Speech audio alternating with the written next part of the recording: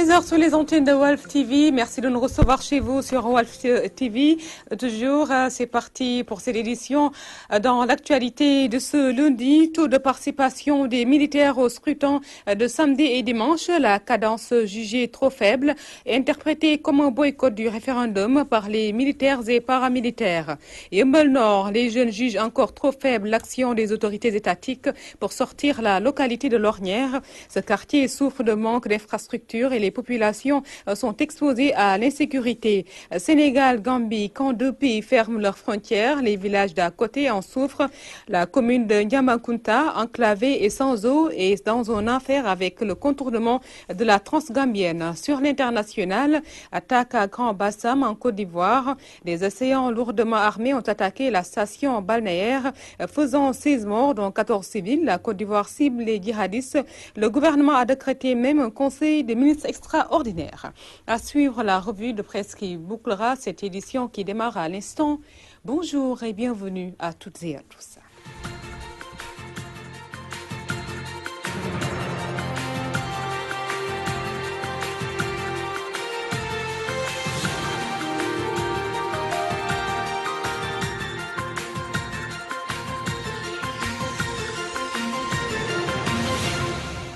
Les populations de Yeumbeul Nord réclament le désenclavement de leur localité qui souffre de manque d'infrastructures. Elles se disent également très exposées à l'insécurité et souhaitent par la voix des jeunes l'appui des autorités étatiques. Un reportage de Théodore Semedo. Yeumbeul Nord, une commune très enclavée du fait d'un manque d'infrastructures routières. L'accès est un peu difficile, mais je pense bien que les autorités sont conscientes de cela. C'est évident que la route soit réfectionnée, c'est évident qu'il y ait plus d'accessibilité au niveau de Yeumbeul. Le chômage, l'insuffisance de postes de santé, de moyens de transport et l'insécurité inquiètent également les jeunes qui célébraient une journée dédiée aux femmes de la localité. Le problème de l'emploi, d'abord, ça relève du ministère de la Jeunesse et de l'Emploi. Donc, il est conscient de cela, je pense bien. On veut des financements, on veut également un soutien considérable et une considération également venant des autorités. Parce que les autorités manquent de considération à nos égards. Nous, en tant que jeunes, c'est renforcer les hôpitaux et renforcer aussi les districts de santé. Il y a un problème de sécurité notoire au niveau de Yeumbeul. Parce que aussi, si on parle des femmes, il y a nos femmes, nos mamans qui se lèvent à 5 h du matin pour aller au travail et on note des cas d'agression très graves. Donc au niveau de Yeumbeul, il faudra qu'on fasse tout pour que la sécurité soit renforcée. L'éclairage public, parce que nos autorités nous ont mis des lampadaires solaires. On n'a pas besoin de cela parce que ces lampadaires ne sont pas fonctionnels tout le temps. Érigé en commune de plein exercice avec l'avènement de l'acte 3 de la décentralisation, Yeumbeul Nord compte plus de 138 000 habitants répartis sur une superficie de plus de 8 km². Théodore Semedo, Yeumbeul Nord, Walfadjri. Théodore Semedo, restons toujours dans la banlieue dakaroise avec les habitants des quartiers Léona et Messeré de la commune de Djiddah Thiaroye Kao qui dénoncent leur mal-vivre avec les inondations qui hantent leur sommeil. Elles ont organisé une assemblée générale pour fustiger la sortie récente de la ministre déléguée chargée de la requalification des banlieues, comme quoi il n'y a plus d'inondations. Les réactions des populations recueillies par Théodore Semedo toujours. Nous sommes presque à la fin des inondations en banlieue. On est vraiment désolé d'entendre ça, d'autant plus que la restructuration et la requalification n'a pas encore structuré ni qualifié notre quartier.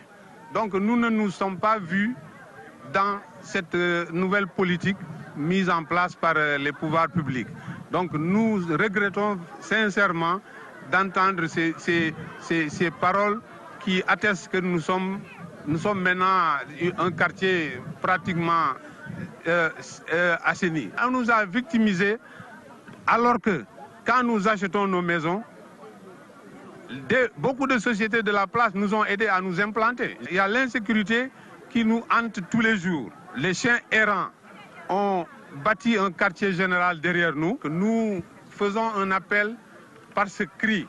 On a dit que nous sommes un cadre de réflexion sur les inondations. C'est un cri de détresse qu'on lance aux autorités de la place pour nous permettre de vivre comme tous les quartiers décents. Nous, population, nous ne devons pas être victimes de leur combat intestin. À eux de prendre leurs responsabilités et de solutionner définitivement cette problématique que nous sommes en train de vivre et qui est de manière récurrente. Voilà. Il y a une insécurité totale parce qu'il y a l'obscurité, il y a les agressions, il y a les cas de viol, il y a aussi les chiens errants qui sont là, il y a aussi les moustiques, le paludisme et beaucoup d'autres maladies, la tuberculose et tout. Vraiment, nous ne sommes pas protégés, quoi.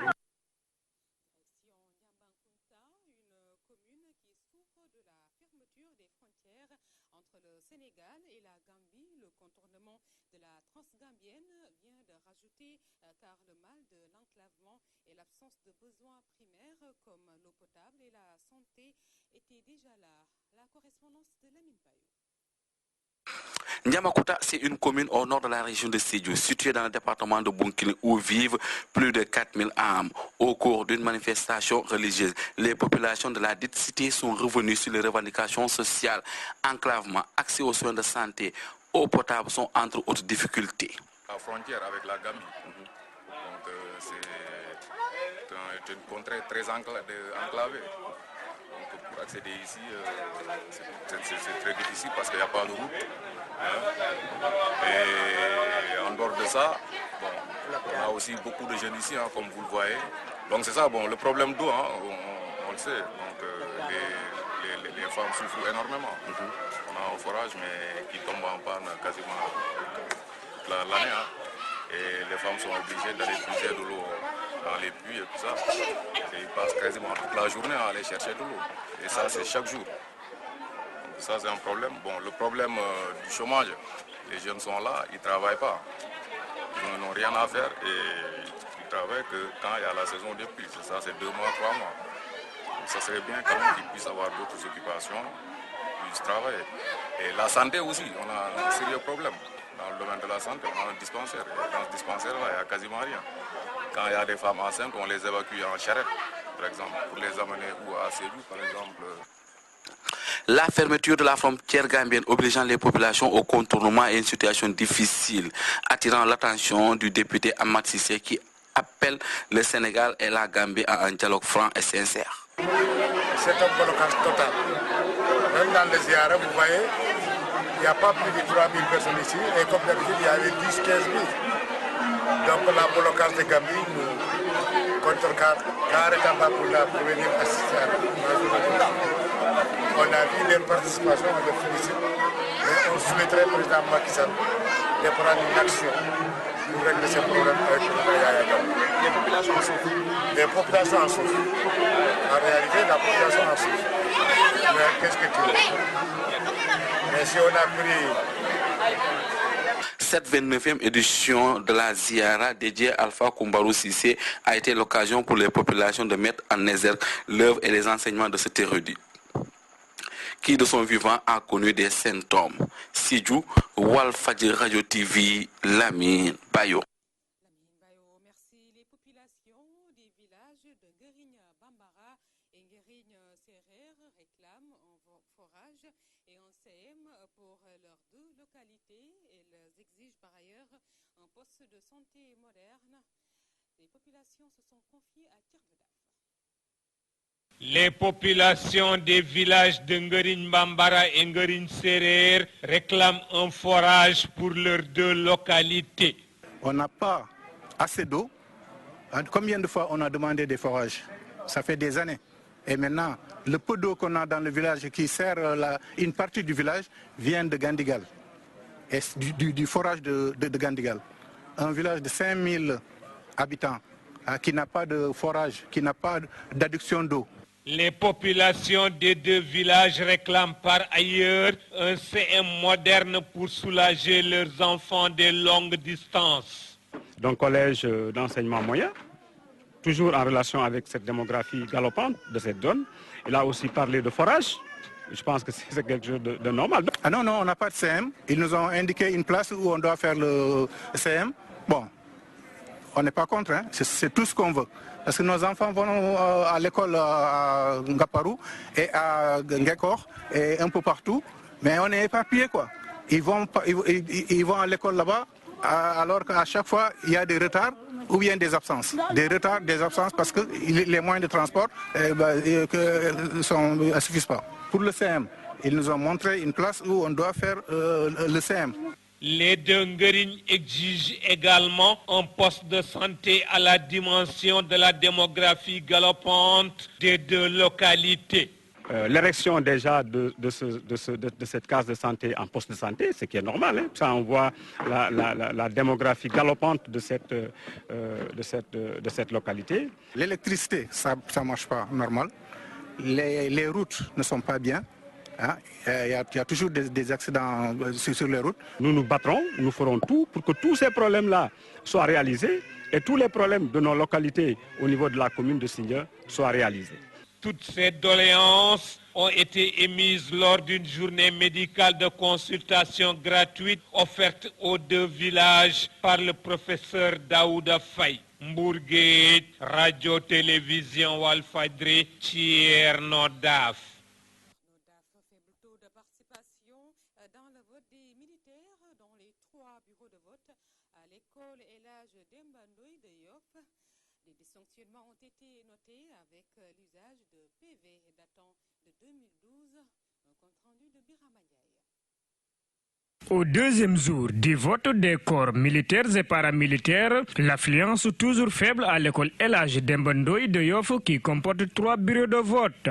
Nous avons 653 inscrits. Pour le moment, nous n'avons reçu que 35 votants. Il y a une légère amélioration aujourd'hui. Des irrégularités signalées toutefois dans le cas du non. Ces membres se désolent de la précipitation qui entoure la tenue de ces consultations. Il y a certains militaires qui sont venus ici pour voter, mais leur nom n'était pas figuré sur le fichier électoral. Bon, ça sont des failles. Et les élections ne sont pas prêtes. Il fallait préparer les élections, mais les élections ne sont pas préparées. Si vous voyez les PV des électeurs, si vous voyez les fichiers ce sont les élections de 2012. Venu s'enquérir du déroulement du vote, Issa Sall, membre de la Commission électorale nationale autonome, constate les mêmes dysfonctionnements. On nous a souligné qu'il y a des inscrits à Ouakam qui ont un bureau de vote qui n'existait pas et qui sont venus ici pour voter, parce que c'est le seul bureau où ils pouvaient voter. Et je crois que c'est un dysfonctionnement qu'il faut se faire régler, parce que c'est un bureau, ce sont des inscrits, d'après ce qu'ils disent, sur un bureau à Ouakam qui ne pouvaient pas voter ici. Et on a rejeté le vote, tout simplement. Jusqu'à 17h30 ce dimanche, il n'y avait que 109 votants sur 1925 inscrits dans ce centre qui comporte 3 bureaux de vote et logé dans l'école Elhadj Demba Ndoye. Birama Ndiaye, restons sur ce vote des militaires et paramilitaires à Thiès, cette fois-ci, où un faible taux de participation a été relevé au centre Iba Katiba. Sur un total de 2197 inscrits, seuls 213 ont voté à la mi-journée de ce dimanche. Cependant, le scrutin se déroule normalement. Et donc, nous avait informé depuis hier notre correspondant Gorgui Samba Ndiaye. Centre Iba Katiba, 14 heures passées de quelques minutes, dimanche, deuxième jour de vote des militaires et paramilitaires à travers le pays. Au bureau numéro 2, le résultat enregistré jusque-là n'est pas du tout satisfaisant, juge la présidente. Les militaires sont venus à compte-gouttes depuis hier. Hier, nous avions enregistré 47 votants sur 561 inscrits. Aujourd'hui, nous en sommes à 22. Il y a moins d'engouement comparé aux élections passées. Même constat au niveau des bureaux 1, 3 et 4 du centre Iba Katiba. Les résultats relevés montrent un faible taux de participation. Cependant, le scrutin se déroule normalement. Le scrutin se déroule normalement. Tout le matériel était en place à l'heure. Et nous avions commencé à l'heure prévue 8 heures. Et nous avions arrêté le vote à 18 heures hier. Les mandataires des deux camps sont aussi présents des deux côtés. C'est la sérénité et la confiance qui sont les maîtres mots. Nous sommes très confiants même, parce que nous sommes vraiment bien organisés derrière le directeur général de la poste, Pape Sirédia. Et ce référendum, je sais qu'avec Sirédia, on va l'emporter. Tout se passe bien, il n'y a aucun problème. le courant se passe entre les parties, il n'y a aucun problème. L'ambiance est bonne. Sur tous les niveaux, il n'y a aucun problème. Sur un total de 2197 inscrits, seuls 213 ont voté à la mi-journée de dimanche. Un taux de participation qui, nous signale-t-on, risque d'être le plus faible jamais enregistré dans ce centre. Gorgui Sambandiaï, Thiès, Walfadjri. Gorgui Sambandiaï, merci. Passons maintenant à l'actualité internationale. Elle est dominée par donc ces attaques djihadistes sur une station balnéaire de la Côte d'Ivoire. Le bilan 16 morts, une synthèse de Amamassi. La Côte d'Ivoire meurtrie par un attentat d'Al-Qaïda au Maghreb islamique. 6 hommes lourdement armés ont attaqué hier la station balnéaire très touristique de Grand Bassam, faisant 16 morts et 22 blessés. Parmi les victimes, 4 occidentaux, dont un Français et un Allemand. Le président Alassane Ouattara s'est rendu sur la plage où a eu lieu l'attaque, située à une vingtaine de kilomètres à l'est d'Abidjan. Ces attaques lâches des terroristes ne seront pas tolérés en Côte d'Ivoire. Et nous avons pris des mesures importantes. Et cette attaque a été maîtrisée en 3-4 heures de temps grâce à nos forces de défense et de sécurité que je voudrais féliciter. Les ministres français des Affaires étrangères et de l'Intérieur se rendront demain à Abidjan.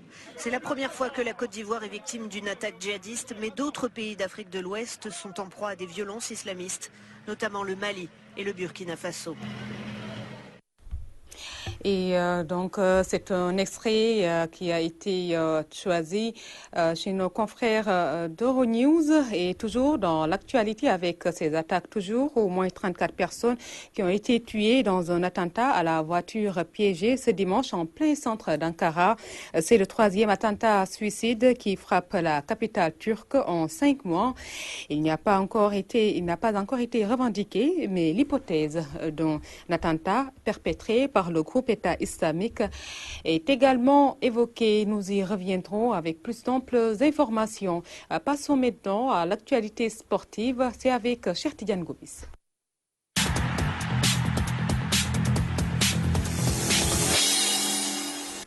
Bonjour, Cheikh Tidiane Gomis. Bonjour. C'est parti, comme vous l'avez annoncé si bien, avec le sport sénégalais qui est dominé par la Ligue 1 sénégalaise, mais vous aurez droit à du basket et du handball. On débute avec du football. Cette 14e journée prend fin aujourd'hui au stade Demba Diop à partir de 17h. C'est l'Union sportive de Gorée qui va jouer contre l'équipe du Casasport. Donc voilà, c'est le programme. Voilà, là, c'était le programme de vendredi dernier. Donc retenez que c'est le dernier match aujourd'hui au stade Demba Diop entre le Casa et l'Union sportive de Gorée.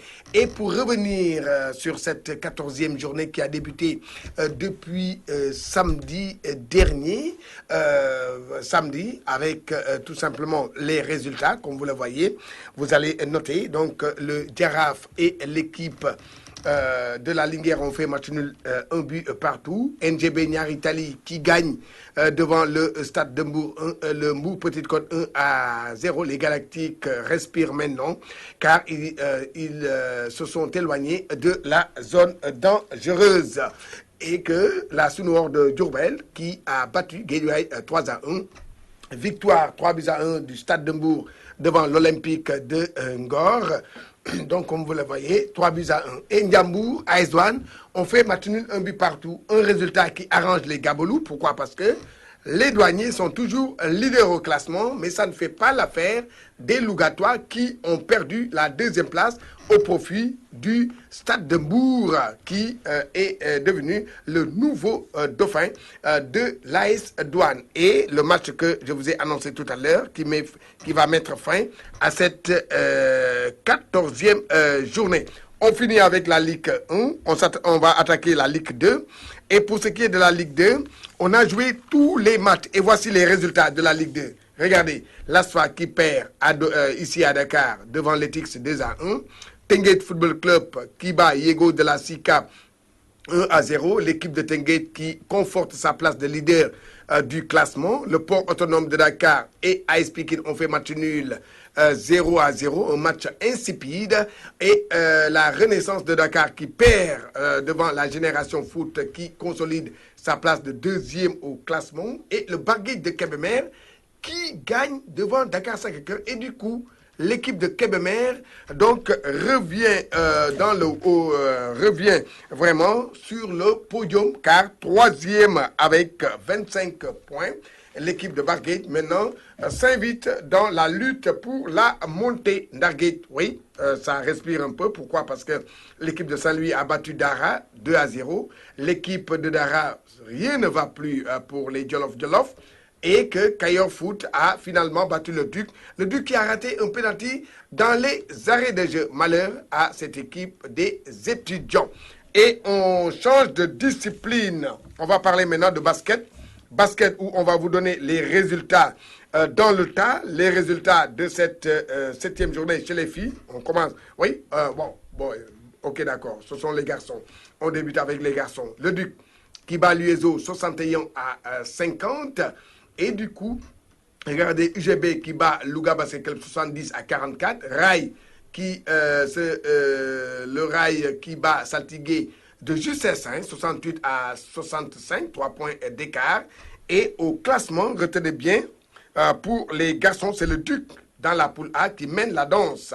Et pour la poule B, l'ASFA qui bat MBA 63-53, l'ASC Thiès qui bat Saint-Louis Basket Club 81 donc à 80, c'est Saint-Louis Basket Club qui gagne 86-81 et donc l'autre match c'est l'équipe de la Douane qui a battu Sibac 53-41 et c'est les douaniers qui caracolent en tête au classement des garçons. Maintenant on va parler des filles. Voilà, les filles. On va regarder les résultats des filles. Kaolack Basket Club qui perd devant la ville de Dakar, 52-37. Le Giraffe de Dakar, malheureusement, hier, a perdu devant le Duc, 65-27. Et le match Bop-Ueso reporté à jeudi. Jeudi, donc les deux équipes vont jouer. Et là, c'est le Duc qui est toujours leader, deuxième à ville de Dakar. Et troisième, Giraffe de Dakar. Et pour la poule B, l'ASFO qui se fait battre par l'UGB 63-60. Saint-Louis Basket Club qui bat Ziguinchor Basket Club 81-35.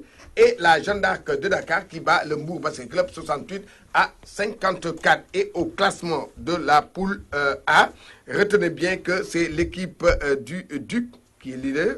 Et la poule B, oui, c'est les deux équipes de Saint-Louis, SLBC et UGB qui sont en tête. Et la GIA vient en troisième position. On va parler maintenant de handball. Handball, et là aussi, regardez bien les résultats du handball. Oui, les dames, on a joué la troisième journée. Duc a battu Tiwawan 24-17. Sokone qui perd à domicile devant El Hadj Badiane 27-17. Et le Diamono qui a été battu par les Saltigués de Rufisque 33-19. Et au classement, ça donne quoi? Au classement, ce sont les Saltigués de Rufisque qui sont leaders au classement. Deuxième Duc, troisième Dissot. Et on va maintenant, ce sont les garçons.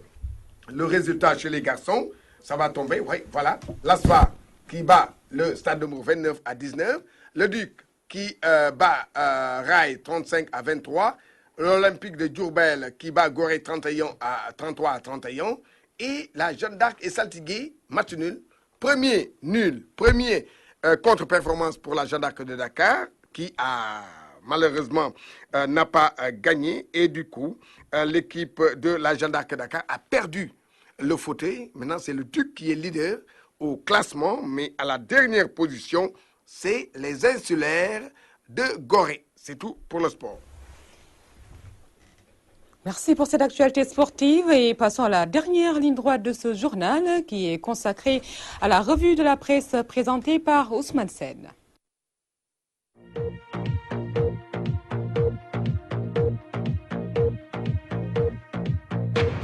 Bonjour, les militaires boycottent le référendum. Walf Quotidien dans les urnes samedi et dimanche nous dit que le scrutin s'est soldé par un faible taux de participation. Les militaires se font désirer à Ziguinchor avec 107 votants sur 1314 inscrits. À Diourbel, 19 soldats sur 224 inscrits. À Tambacounda, 132 votes sur 699 inscrits. Et Kolda, 147 électeurs sur les 718 inscrits. Les militaires et paramilitaires boycottent des urnes, reprend le quotidien Réumi Quotidien. Les soldats portés déserteurs témoignent le témoin qui donne la parole au chef d'état-major général des armées. Ouverture de la campagne dans le populaire, coup de feu, armes blanches, agression d'entrée de jeu, souligne le journal. Démarrage à 100 à l'heure, fait observer l'observateur. Macky Sall en visite à Touba, sous les huées de population, rapporte Walf Quotidien. Je ne ferai rien qui va à l'encontre de l'islam, précise le chef de l'État. Le président Macky Sall dans le quotidien national Le Soleil. Touba rassure Macky Sall, informe Grand Place les incroyables confidences de Cheikh Bass Abdou Khadre, à en croire le journal Libération qui titre à sa une. Sunulamb, la lutte est chez elle à la une du journal. Garga Mbossé aspiré et piégé en 11 minutes 57 secondes.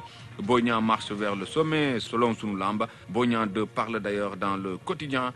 Garga a mal attaqué pour Ipongari. Boignan était plus serein. Ousmane Kamara, coach de Garga, il a fait ce qu'il faisait. Bekay Mbaye, Garga devait lutter. Des réactions à lire ce matin dans le journal Sunulamb. Stade, le quotidien du sport, donne la parole à Souleymane Kamara qui parle de la sélection. Il n'y a toujours pas la mentalité de 2002. Rugit le Lion à la une du journal Stade. Bonne lecture à tous.